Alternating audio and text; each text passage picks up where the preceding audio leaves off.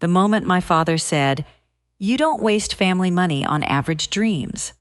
A red and white helicopter dropped out of the Ohio sky and landed in the field behind his farmhouse. 43 relatives went silent. My sister Brenna spilled sweet tea down her blouse. My mother stopped breathing for a second. And my father, Grant Hollis, the man who had emptied my daughter's $47 Zuzine college fund to pay for my nephew's Yale dream, finally looked scared.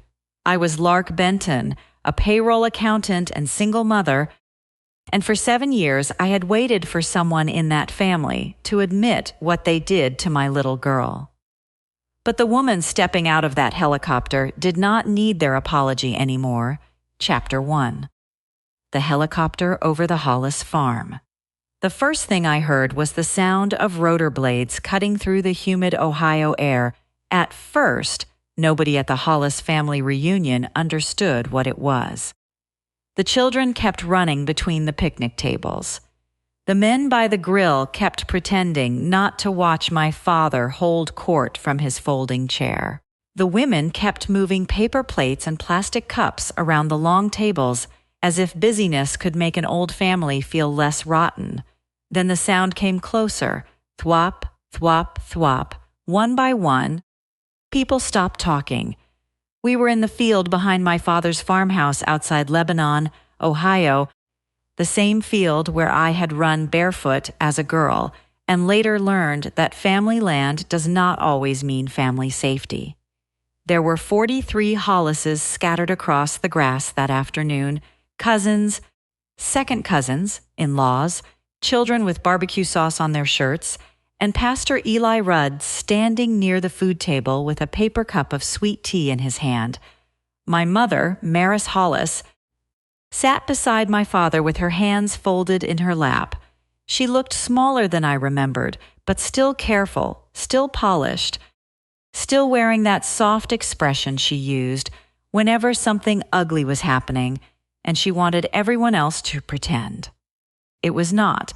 My father, Grant Hollis, was 72 by then. His hair had gone mostly white, his shoulders had narrowed, and a clear oxygen tube ran beneath his nose. But even with the tank beside his chair, he still sat like the head of the table. Even outdoors, even surrounded by people who had long since stopped asking whether he deserved that place.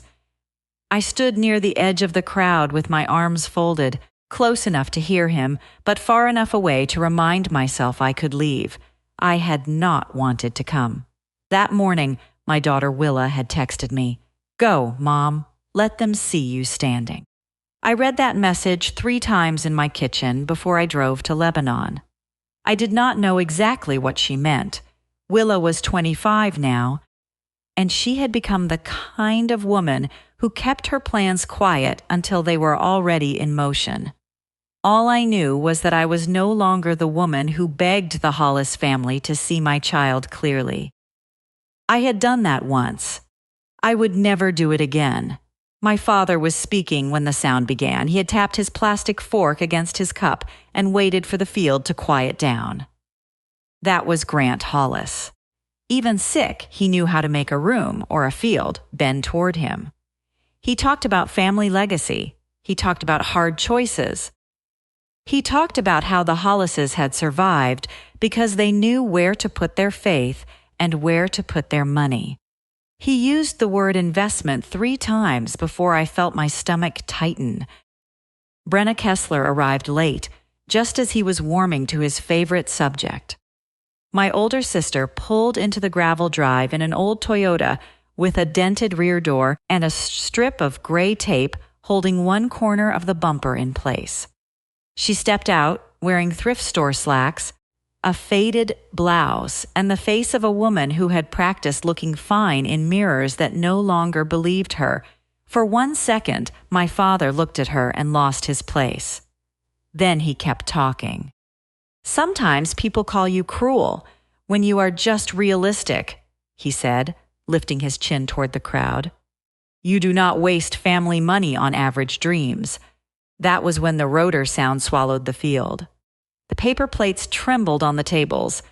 A napkin lifted into the air and spun across the grass. The children froze. Pastor Eli looked up. My mother's face drained of color. Brenna's cup slipped from her hand and spilled sweet tea down the front of her blouse. My father stopped speaking. A red and white Buckeye Air Med helicopter appeared over the tree line. It came in low over the back pasture, bright against the summer sky, its shadow sliding over the grass and across the faces of people who had spent 7 years pretending they did not remember what had been done to my daughter. Someone near the fence waved the family back from the cleared landing area. The helicopter lowered slowly, pushing the tall grass flat in a wide circular sweep. I could feel the wind against my face. The door opened. A woman in a flight suit stepped down with a helmet tucked beneath her arm. She moved calmly, not rushed, not smiling for effect, not performing for anyone. She looked across the field, past the cousins, past Brenna, past the old man who had once decided what her future was worth. Then she looked straight at me. That was my daughter, Willa Benton, 7 years earlier. The man standing in that field had called her ordinary. Then he emptied the account I built for her future. In 2018, I was 40 years old and working as a senior payroll accountant at Miami Valley Medical Logistics in Dayton. I was the kind of woman who measured life in due dates, pay periods, insurance premiums, grocery receipts, and the little victories of making every number line up by Friday. I had been a single mother since Willa was 4. Her father, Owen Benton, left in 2004 with 2 duffel bags, a half apology, and a promise that child support would be on time. It rarely was.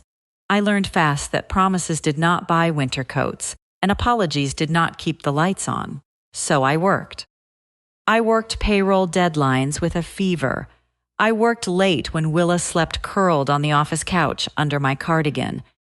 I worked weekends doing small bookkeeping jobs for people who paid in checks folded twice and handed over like favors.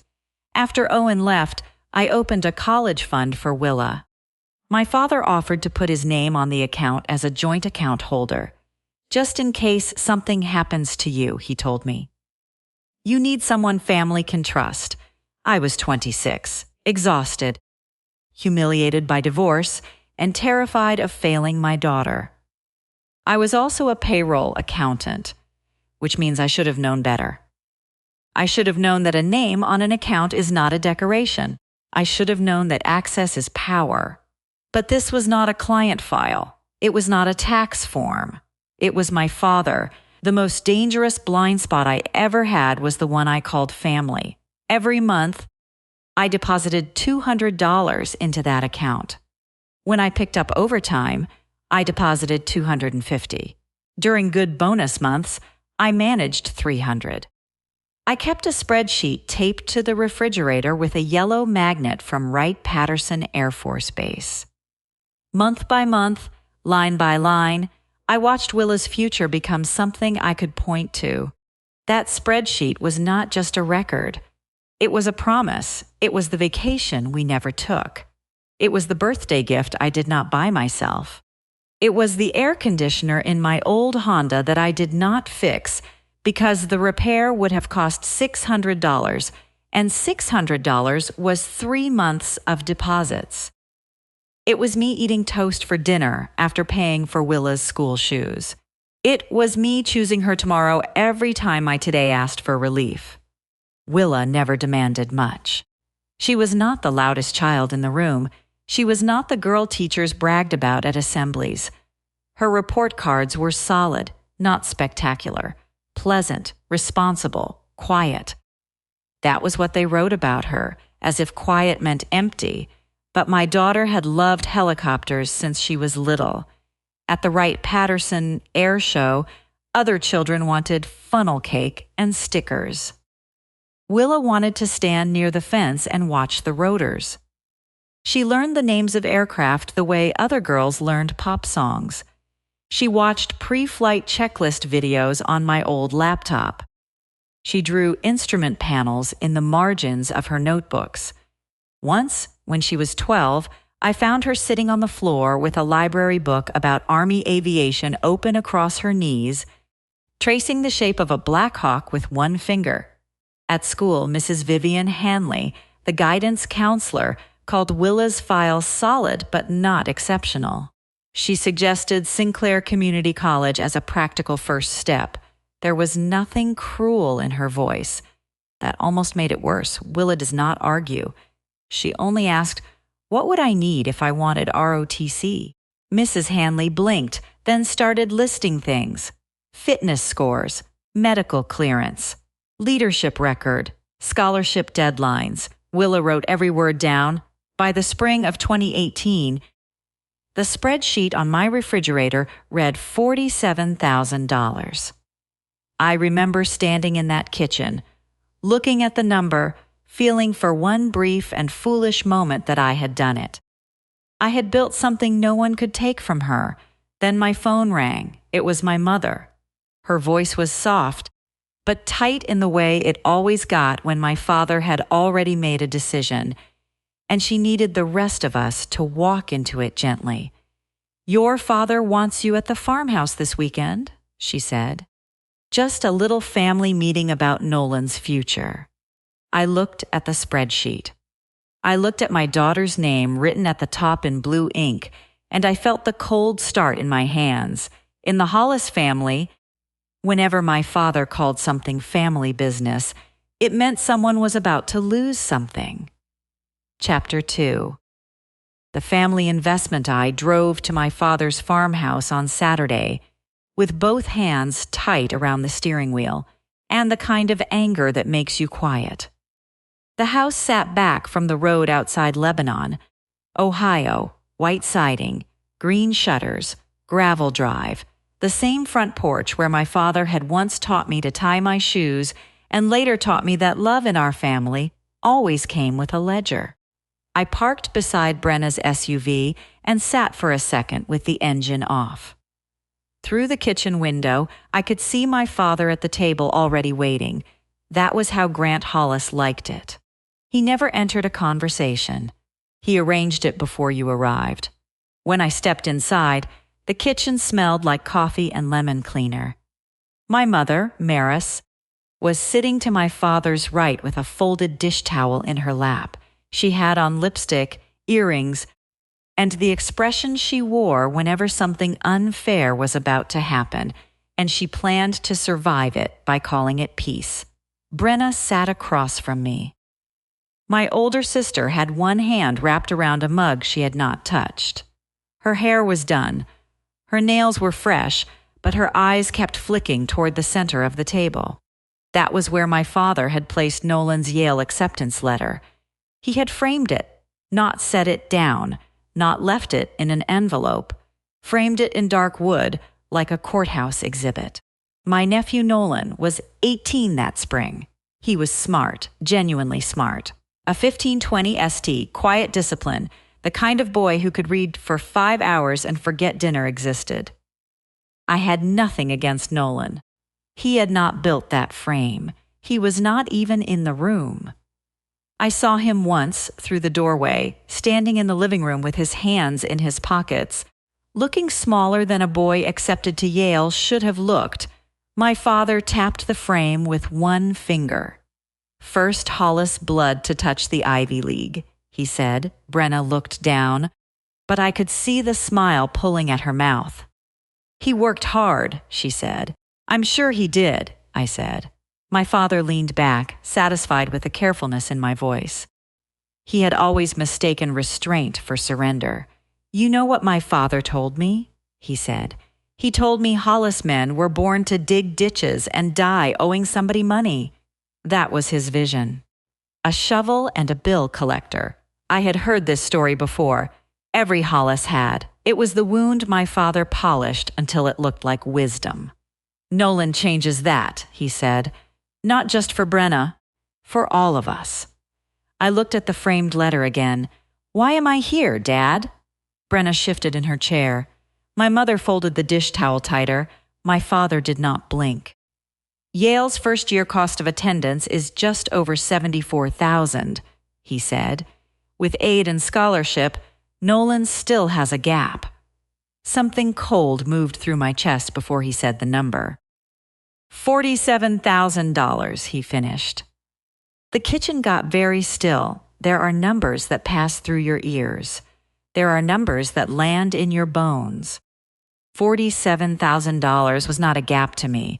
It was 14 years of deposits. It was the spreadsheet on my refrigerator. It was every February I worked late during payroll reconciliation. It was every summer Willa and I drove past vacation billboards and kept going home. It was the Honda air conditioner I never fixed because $600 was 3 months of promises. That's Willa's college fund, I said. No, my father said gently, which was always the most dangerous version of him. It's family money sitting in the wrong place. My hand tightened around the strap of my purse. It is not family money, it is Willa's money. Maris reached across the table and touched my wrist. Lark, your father has thought this through. I looked at her hand until she removed it. Brenna leaned forward. Nolan got Yale, Lark. Yale. Do you understand what that means? This is not some random school. This is a door none of us ever had. And Willa's door should close for his to open. Brenna's mouth hardened. Willa has options. My father nodded, like Brenna had finally said the sensible thing.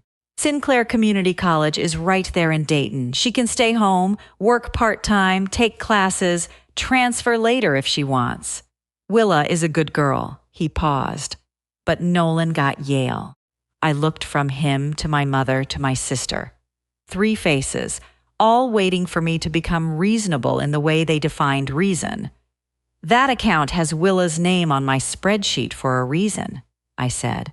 I put $200 in every month, sometimes $250, sometimes $300 if I had a bonus.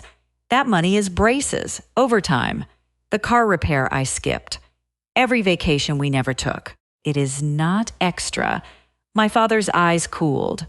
Average kids don't need $47,000, he said. They need realistic plans. For a second, I could not breathe, not because he wanted the money. I had known by then that he did, because of how easily he had weighed my daughter and found her light. Brenna looked relieved that he had said it first. Nolan is a once-in-a-generation chance, she said. You should see the messages on Facebook. Everybody is so proud. Dreams happen when family invests in the right kid. I turned to my mother. Willa was her granddaughter, too. Willa had colored pictures at this same table. Willa had helped Maris shell peas on that porch. Willa had sent thank you cards in careful handwriting after every Christmas gift, even the years Brenna's children got more. I waited for my mother to say her name. Maris only looked at me with damp, pleading eyes. Don't make this ugly, she whispered. That was when I stood. The chair scraped the floor harder than I meant it to.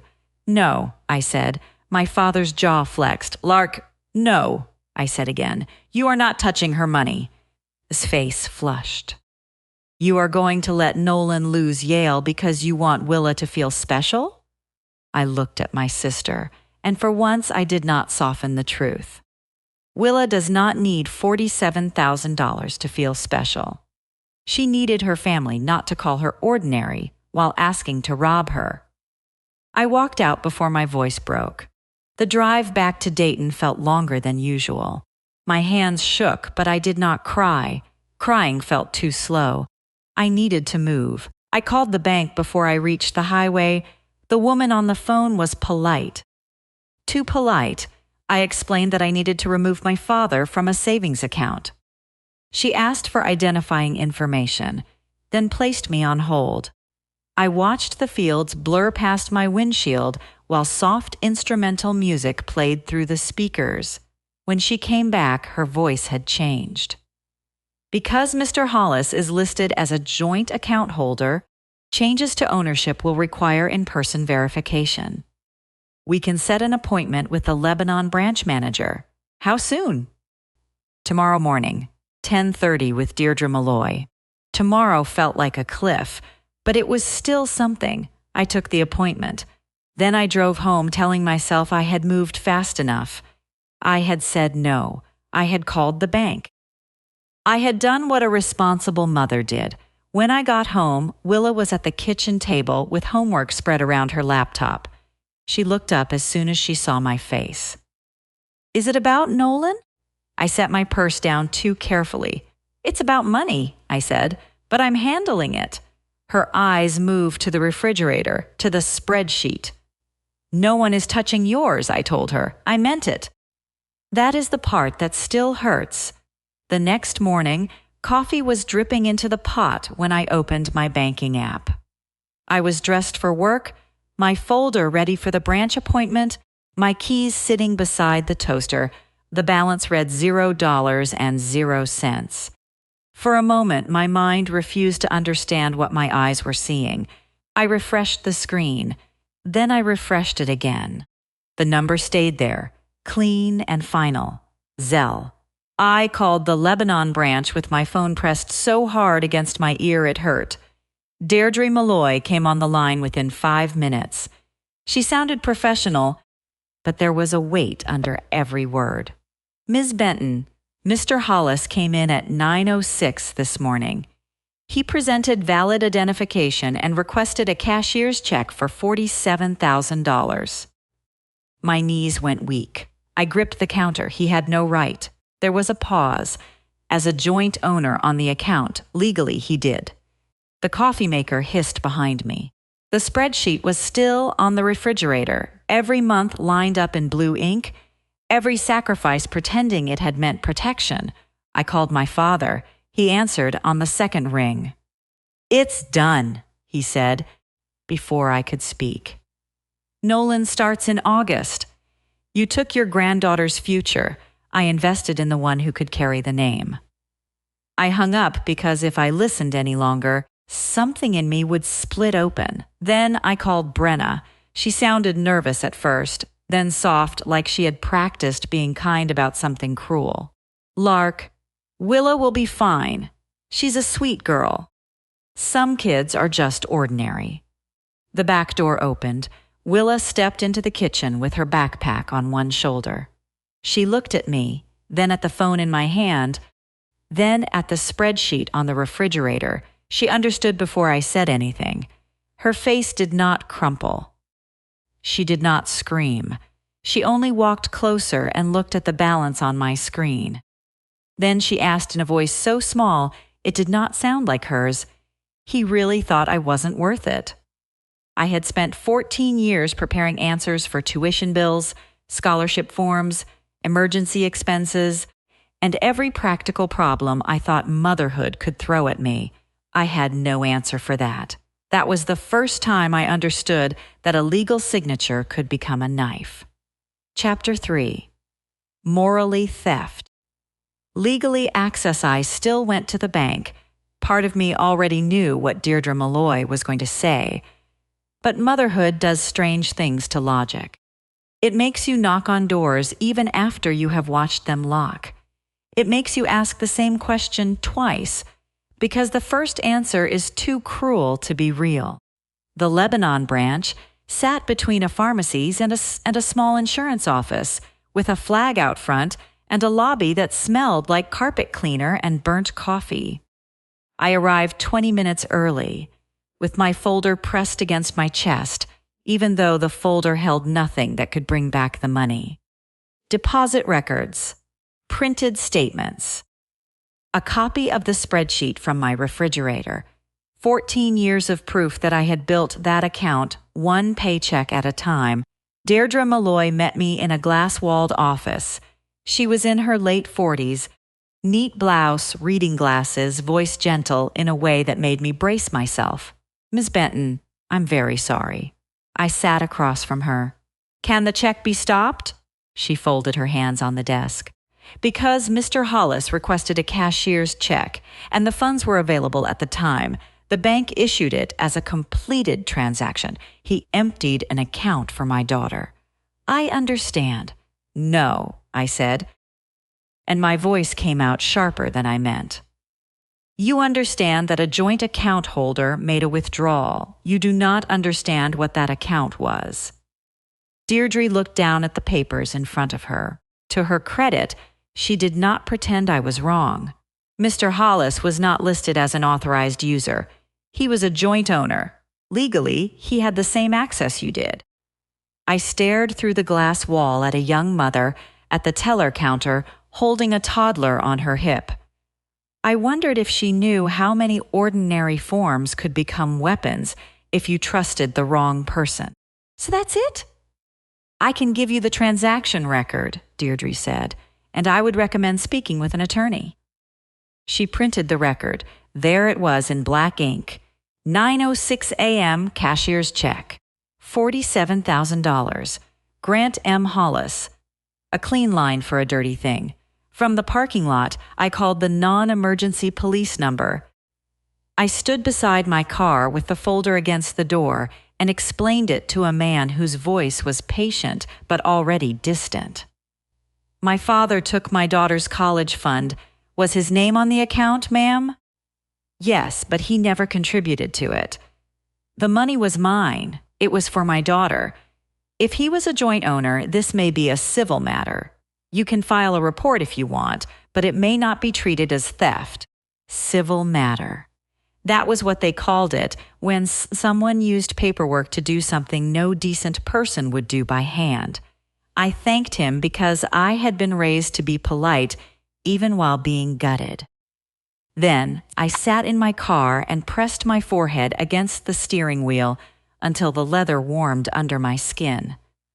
That afternoon, I called every attorney I could find between Dayton and Cincinnati.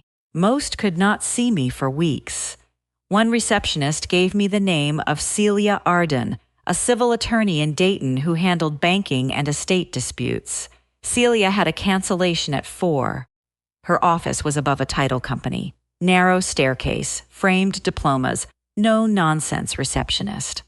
Celia Arden was in her 60s, silver hair cut to her jaw, eyes sharp enough to make me sit straighter. She read every paper without interrupting me, the statements, the deposit history, the joint account agreement, the cashier's check record. Then she took off her glasses. Morally, your father stole from your daughter, she said. Legally, he accessed an account he owned. I closed my eyes. Celia did not soften the truth, but she did not make it colder than it had to be. You may have a civil argument if we can establish intent, source of funds, and unjust enrichment, but I need you to understand what that means. It means time, fees, discovery, stress, and no guarantee. Even if you won something later, it would not put money in your daughter's hands before school starts, so he just gets away with it. He may get away with it legally, she said. That is not always the same thing as getting away clean. I left her office with a thin folder and a heavier heart, but I did not cry in the parking lot. Something inside me had gone too still for crying. I opened a new account before the bank closed. Different institution, my name only. I changed my payroll routing from Miami Valley Medical Logistics. I changed every password connected to money, every emergency contact, every beneficiary line I could access online. Then I sat in my car and sent one message to my father, my mother, and Brenna. Do not contact Willa about money, school, or Nolan. Any future communication goes through me. My father did not respond. Brenna sent back one sentence. You're being dramatic. My mother called 3 times. I did not answer. Silence was not forgiveness. Silence was the first locked door I ever built. That night, I told Willa everything. I did not dress it up. I did not call it borrowing. I did not say Grandpa made a mistake. I told her Grant had used his legal access as a joint account holder to take $47,000 in a cashier's check for Nolan. I told her the bank could not reverse it. I told her the police might call it civil. I told her the attorney said a lawsuit would be expensive and slow and uncertain. Then I said the hardest part. I am sorry I left his name on it. Willa sat at the kitchen table with both hands around a glass of water. She looked older than 18 and younger at the same time. "You trusted your dad," she said. "I trusted the wrong person with your future." Her eyes moved to the spreadsheet on the refrigerator. The last number still sat there like a promise that had been murdered. "You saved for 14 years. "Mom," she said, "he stole the balance. He didn't steal the proof." After that, she went upstairs. A few minutes later, I heard tape pulling from the wall. I stood at the bottom of the stairs and listened like a coward. When I passed her room later, the Black Hawk poster was lying face down on her bed.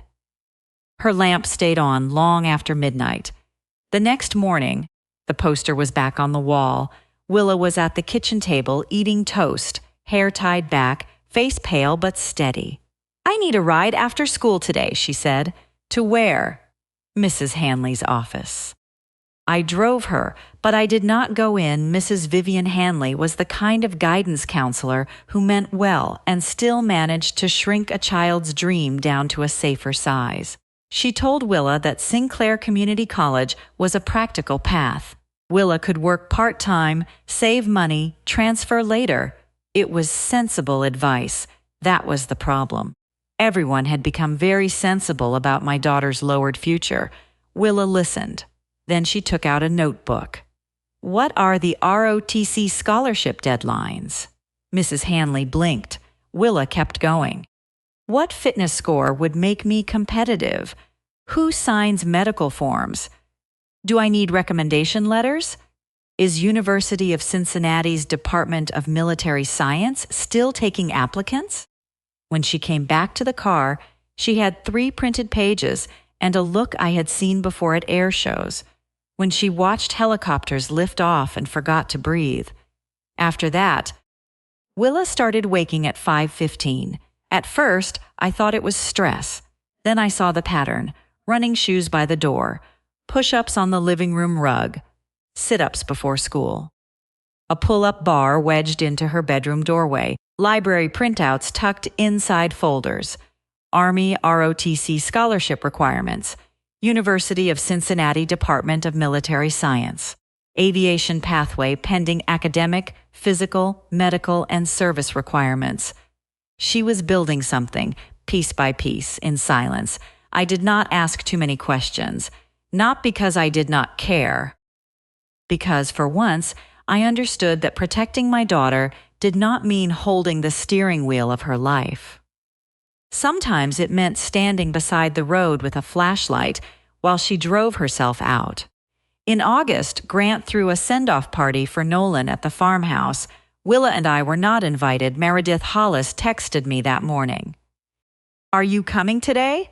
I wrote back. "We weren't asked." 3 dots appeared, then disappeared, then appeared again.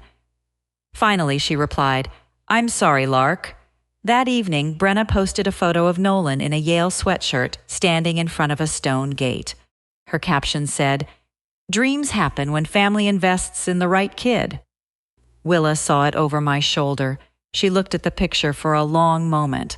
"Nice gate," she said. Then she went back upstairs and kept writing her scholarship essay. That fall, Nolan left for Yale under the weight of everyone else's pride. Grant called him every week, asking about grades, connections, professors, names that sounded important. Brenna posted every dorm picture, every campus shot, every update she could turn into proof that the family had chosen correctly. I did not know then how heavy that would become for Nolan. All I knew was that my daughter kept running before sunrise. In March of 2019, I was putting clean towels in Willa's room when I saw the packet half tucked beneath her flight manuals. University of Cincinnati Department of Military Science.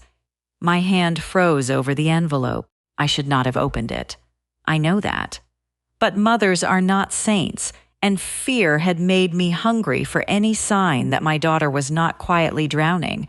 Inside was the scholarship notice: full tuition, monthly stipend, ROTC placement, a pathway toward aviation consideration if she met the academic, physical, medical, and service requirements.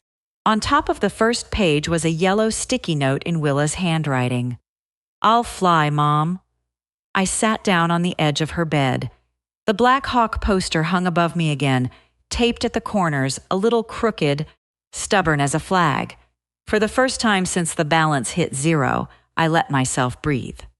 My daughter had built a door in silence. This time, I was not going to hand the key to my family. Chapter 4. The wrong investment, so I kept the packet exactly where I found it, tucked the sticky note back under the corner, and closed Willa's bedroom door like I had just witnessed something sacred. I did not call my father. I did not call my mother. I did not call Brenna. For the first time in my life, I understood that not every piece of good news belonged to the Hollis family. Some things were safer when they grew in silence.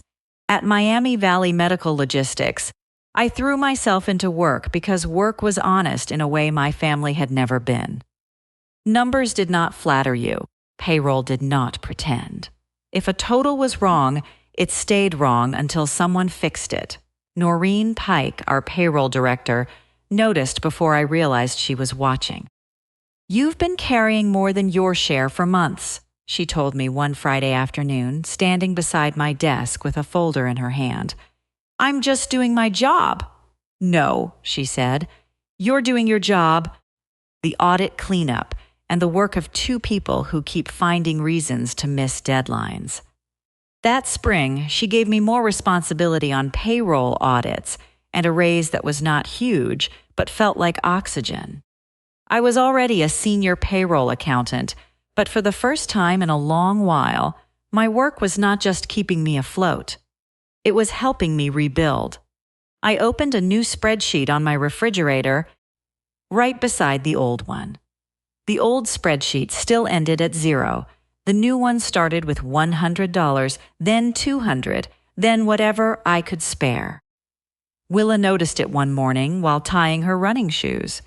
"The old one is the scar," she said, nodding toward the refrigerator. "The new one is the muscle." I looked at her, this daughter of mine who had learned too young that adults could steal and still call themselves wise. "You sound like a physical therapist." She smiled a little. Sergeant Reyes would probably make me do push-ups for saying it wrong.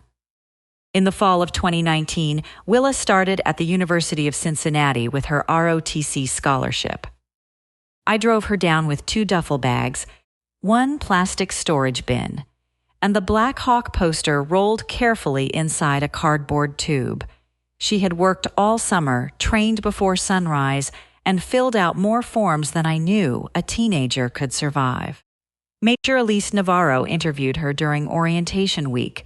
Willa told me later that Major Navarro had asked why she wanted aviation. "What did you say?" I asked. "I said I liked machines that could reach people where roads couldn't." That sounded so much like Willa that I had to turn toward the sink before she saw my face. Sergeant Amber Reyes ran early morning training. Willa was not the fastest at first. She was not the loudest. But she came back every morning. Rain, heat, sore knees, blisters, exams. None of it changed her routine. By Thanksgiving, she was near the top of her physical training group. By spring, she had made the dean's list. One email she sent me stayed in my inbox for years. Sergeant Reyes said some leaders don't need volume. They need gravity. While Willa was learning how to lead without shouting, Nolan was learning what it felt like to be treated like a family trophy. At Yale, he was not allowed to be a freshman. He was Grant's proof.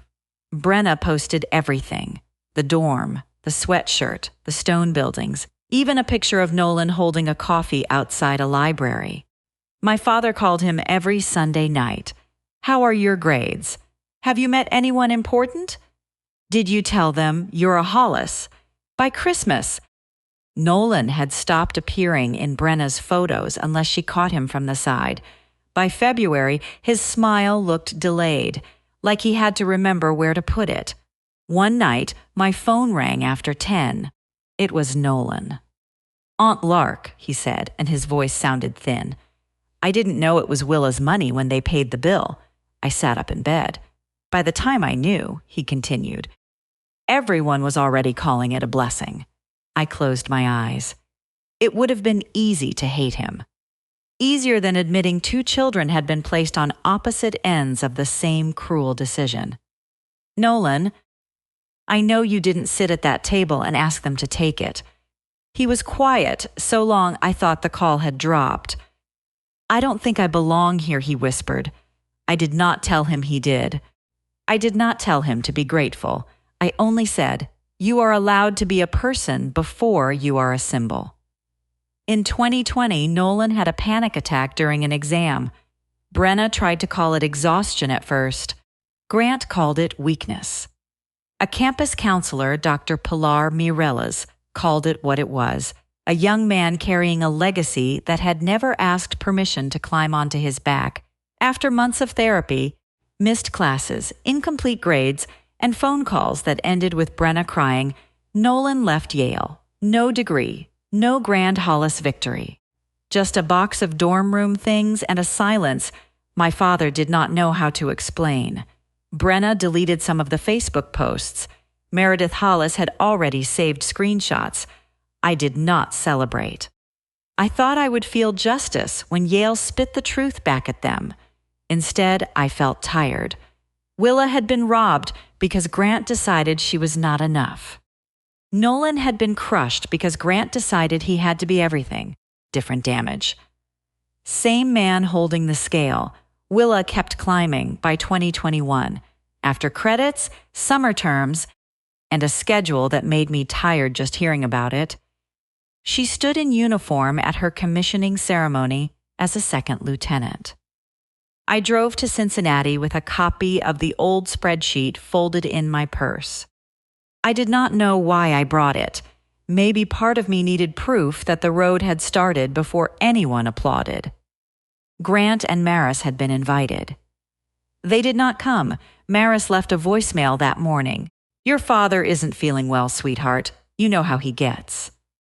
I deleted it in the parking lot. Willa saw me watching the empty row and only squeezed my hand. "You made it here," she said. That's who I needed. After commissioning, Willa's life moved into a rhythm I could only understand from the outside. Fort Novosel, Alabama. Flight training, early mornings, heat, checklists, evaluations. Every call from her was short because she was always either studying, training, or trying to sleep. But underneath the exhaustion, I could hear something steady growing in her. Captain Mateo Morales wrote that Willa had uncommon spatial awareness and stayed composed under simulated stress. When she qualified on the UH-60, she called me after dinner and said it so simply I had to sit down on the kitchen floor. "I did it, Mom." That was all she said in 2024 during a rough weather medevac mission. Willa was part of a crew that brought out an injured man from a rural crash site when ground access was delayed. She never told it like a hero story. She only said the headset went quiet for a second, and she remembered to keep her voice steady because panic did not help people who were already scared. The Army gave her an achievement medal. She mailed me a photo. No caption. After leaving active duty, she came back to Ohio and joined Buckeye AirMed near Columbus as an EMS helicopter pilot and training lead. Hugo Satterfield, her operations director, told her she had the rarest kind of discipline, the kind that did not need an audience. Keisha Monroe, her co-pilot, became the friend who understood that Willa did not use aircraft to show off. She used them to reach people. Brenna, meanwhile, was losing ground. Her second husband, Clint Kessler, left in 2022 and left behind $60,000 in shared credit card debt. Then Brenna took $25,000 from a home equity line and put it into a crypto scheme recommended by a man she met at a gas station seminar. By the time she admitted it was gone, The bank was already circling the house in Cincinnati. The foreclosure went through the next year. Maris called me crying. Brenna has nowhere stable to go, Lark. I stood in my kitchen, looking at the 2 spreadsheets on the refrigerator. I will not be this family's emergency fund. You don't have to be cruel. I learned realistic from Dad. She had no answer for that. Then Grant's health began to fail in small, stubborn ways. Early heart failure. Appointments in Dayton. Maris never liked highway driving, and Brenna was too unstable to be trusted with anything that required showing up on time. So I drove him twice a month, but I made the rules clear. No money, no pretending, no forgiveness disguised as errands. One afternoon on Route 48, Grant stared out the passenger window for 20 minutes before speaking. "How is Willa?" I kept my eyes on the road. "Flying." He nodded like I meant she was doing well. I let him think that, in the summer of 2025, Willa called from Columbus. Buckeye AirMed had approved a rural EMS outreach demonstration near Lebanon. Hugo Satterfield wanted her crew on it. Keisha would fly with her. The landing zone would be cleared. Dispatch would have the coordinates. Everything proper, everything safe. Then Willa said, "Isn't the Hollis reunion that same day?" My hand tightened around the phone. "Yes." A pause. "L, if the field is cleared, we might make one stop." "Willa." "It's approved, Mom. It's not a stunt. What is it?" Then her voice was calm. A correction. That night, a text came through while I was standing in front of the refrigerator. "Go to the reunion, Mom. Don't argue with him. Just stand where he can see you." I looked at the old spreadsheet, then the new one, then my daughter's message glowing in my hand. For the first time in 7 years, the thought of standing in front of Grant Hollis did not make me afraid. Chapter 5. The field behind the farmhouse. I drove to the Hollis farmhouse with Willa's message still glowing in my mind. The road outside Lebanon looked the same as it always had.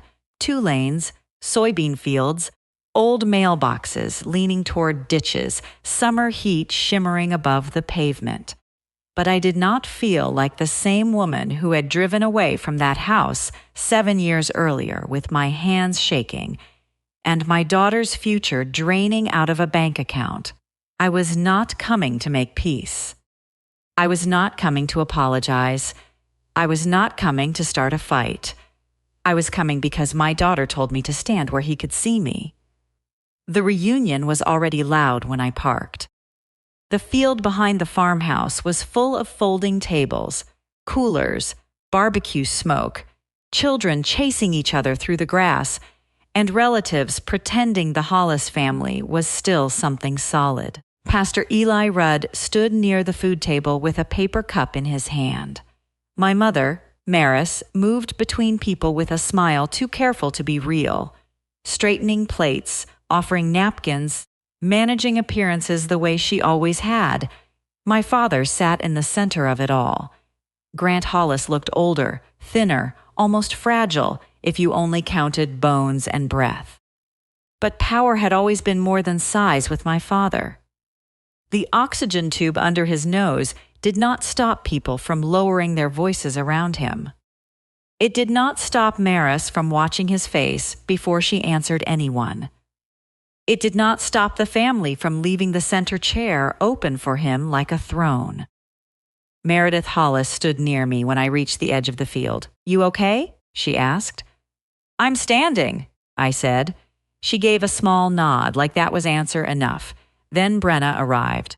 Her Toyota rattled into the gravel drive with one dented door and a strip of tape holding the bumper in place. She stepped out slowly, wearing thrift store slacks and a faded blouse that had been ironed with more hope than success.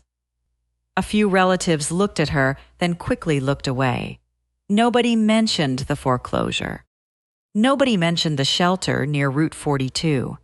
Nobody mentioned the $60,000 in debt or the $25,000 she had lost chasing a crypto miracle. But families like ours did not need words to humiliate someone. Silence had always done the work. Grant tapped his plastic fork against a cup until the conversations thinned. "I want to say a few words," he began. Of course he did. He talked about legacy. He talked about sacrifice. He talked about the hard choices families had to make if they wanted the next generation to rise higher than the last. He mentioned Nolan's Yale acceptance as if it were still a victory hanging on the wall, not a frame that had cracked under the weight of everyone else's pride. Brenna stared at the grass. Maris stood very still. I stood where Willa told me to stand. Grant lifted his chin, gathering the old authority around him. "Sometimes people call you cruel when you're just realistic," he said. "You don't waste family money on average dreams."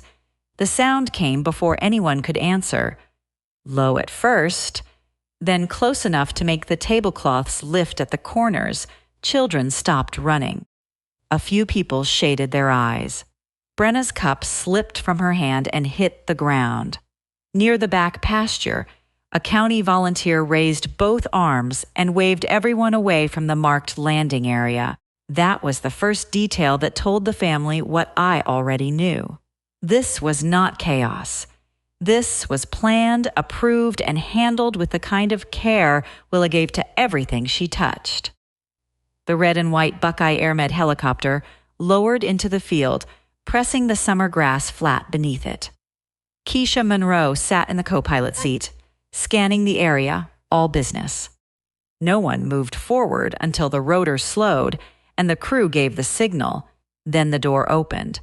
Willa stepped down in her flight suit with her helmet tucked under one arm. She did not smile for the crowd. She did not look around like she needed applause. She walked straight through the stunned silence, past the relatives who had once liked Brenna's Facebook post, past my mother, past Grant, and came to me first. When my daughter wrapped her arms around me, I felt 14 years of deposits, 7 years of grief, and every morning she had run before sunrise settle into one breath. "You came," she said. "You told me to stand. I wanted him to see who you raised." The questions started all at once. Was she flying that thing? Was she Army? Was she a pilot now? Willa answered calmly. She had been an Army aviation officer. She was now an EMS helicopter pilot and training lead with Buckeye AirMed near Columbus. The aircraft had just completed an approved rural EMS outreach demonstration near Lebanon. The landing zone had been cleared. Dispatch had the coordinates, and Keisha would take the helicopter back to base after the stop. Clean, legal, safe, everything my father's theft had not been. Grant pushed himself up slightly in his chair. "Well," he said, forcing a laugh that did not reach his eyes, "I always knew she had something." My mother's lips parted. "Grant," she said softly. Then she stopped. For the first time in my life, Maris Hollis did not rescue him. She did not smooth it over. She did not tell me not to make a scene. She simply looked down at her hands. Meredith stepped forward. "No, Grant," she said. "You emptied that girl's college fund. We all know." The field went silent in a different way. Someone near the grill whispered, "That was Willa's money?" Another voice answered, quieter but sharp enough to carry. Everybody knew. Nobody wanted to say it. Grant heard them. I saw it in his face. For 7 years, silence had protected him. Now silence had changed sides. Grant's face hardened. It was complicated. Meredith pulled out her phone. "Brenna posted about it, remember? Dreams happen when family invests in the right kid." Brenna covered her mouth. The eyes moved from Willa to Grant, then to Brenna, then back to my father. For 7 years, he had lived inside the version of the story where he was wise, and I was emotional. Now the story was standing in front of him wearing a flight suit. "I did what I thought was right," he said. My voice did not shake. "Yes," I said, "you did what you thought was right." Willa did what she knew was right. Grant sat back down. He did not apologize. Men like my father rarely do when the apology would require them to meet the person they really are. But something left him in that moment. Not breath, not health, something older and more precious to him. Authority. Nolan was standing near the fence, hands in his pockets, face pale. He stepped toward Willa after the crowd loosened. "I'm sorry I didn't ask sooner," he said. Willa looked at him for a long second. "You were a kid, too." It was not absolution. It was mercy with its eyes open. Then Willa walked to Brenna. My sister flinched like she expected a slap. Instead, Willa handed her a white envelope. Brenna opened it with shaking fingers. Inside was an application for Buckeye Air Med Ground Operations Dispatch Division, a business card for Kayla Birch, and an interview time written neatly on the back.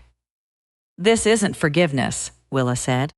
"It's a door. I'm not carrying you through it." Brenna started crying, ugly and quiet. Willa's voice stayed steady. "You said some kids are ordinary. Maybe I was ordinary enough to know people still need a calm voice when everything is falling." That was all she gave her. No money, no hug, no performance. Just a door. Keisha flew the helicopter back to base after the visit, exactly as planned. Willa rode home with me because she was off duty and because after 7 years, she wanted to leave that field in her mother's car. We drove in silence for a while. Finally, I asked, "Why did you help Brenna?"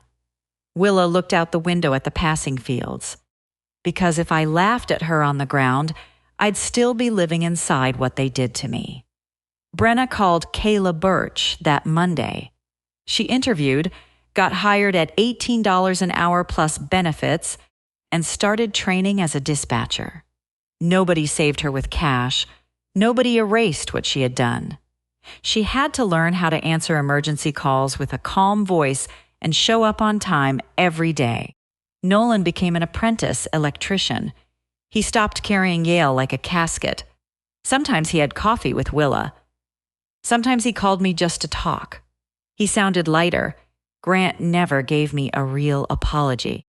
But after that reunion, whenever he tried to talk about family investment, the room went quiet in a way that made him stop. That became his karma.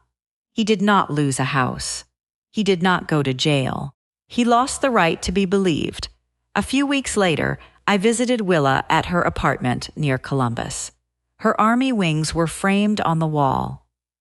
The yellow sticky note that said "I'll fly," Mom sat beneath them. And beside both was a copy of the old spreadsheet, the one that ended in 2018 with $47,000, and then nothing. I stood in front of it and cried. "I thought that was proof I failed you," I said. Willa came beside me. "No," she said. "That was proof you never quit." That was when I finally understood. My father got the balance. He got the cashier's check. He got 1 year of pretending he had chosen the right future. But he never got what actually made my daughter. Not the money, the proof, the discipline, the steady, love-written line by line across 14 years. Willa was not made by the $47,000 he took.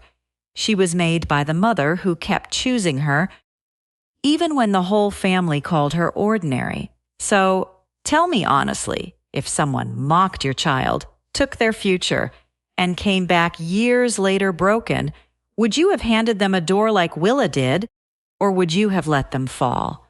And was my daughter too merciful? Or was giving Brenna a chance the strongest revenge of all?